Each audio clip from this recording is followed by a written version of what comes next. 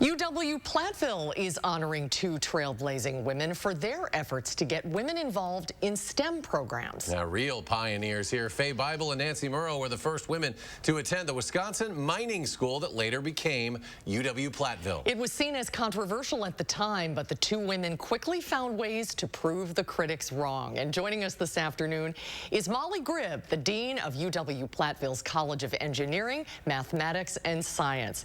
Hi, Molly. Hey, Welcome Molly. to Live at 4. Great to be here. Great to see you. So tell us about these amazing women, Faye and Nancy.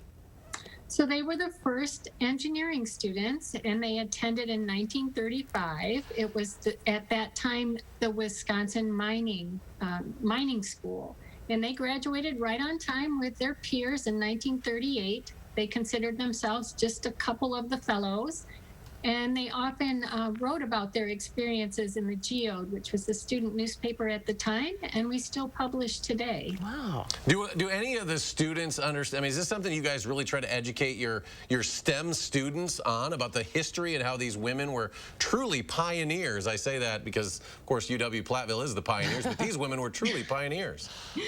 Well, I mean, and the monument where their picture was taken is still available, and so we have, in fact, had students go and take their pictures there, and so they can contemplate what it must have been like to be Faye and Nancy at that time.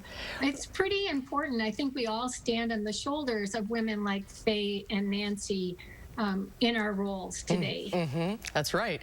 Why was their enrollment so controversial at the time? Was it just that they were so far ahead of their time?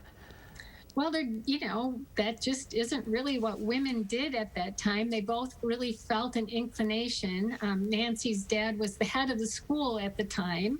They just felt like they wanted to be there, and I'm really glad that they did, because it makes it possible for all of us today. And it's really cool when you read about UW-Platteville and what's become, especially for women in your careers that you offer there, because not only do you get more women involved in these STEM careers, but you retain them too, don't you? Right. Starting in the 1990s, we started to do outreach programs because we were worried we didn't have enough women engineering students on our campus. And over the last decade, we've actually increased the number of women in STEM programs by 60%. And you're exactly right, too. Not only do we have more women, we're also retaining them at a much higher rate. Our retention of women engineering students is up around 90% from first to second year. And we attribute that to all the services that we can provide in terms of mentoring, professional development, and other opportunities. Wow. And how do you make it accessible to people of all backgrounds? Well, we are a really welcoming place. I think that makes a big difference, our rural nature, and we try really hard to provide financial opportunities for students to work on campus, and also a wide variety of scholarship programs, including a new one for women focusing on career readiness and leadership. Well, I'm always impressed at UW-Platteville and all the things they can offer potential students. I think it's a campus that I think so many young people should consider. Molly, thanks for joining us today. Thanks for helping us celebrate International Women's Day with the story of these two really interesting, fascinating women. Molly, great to see you. Thank you so much.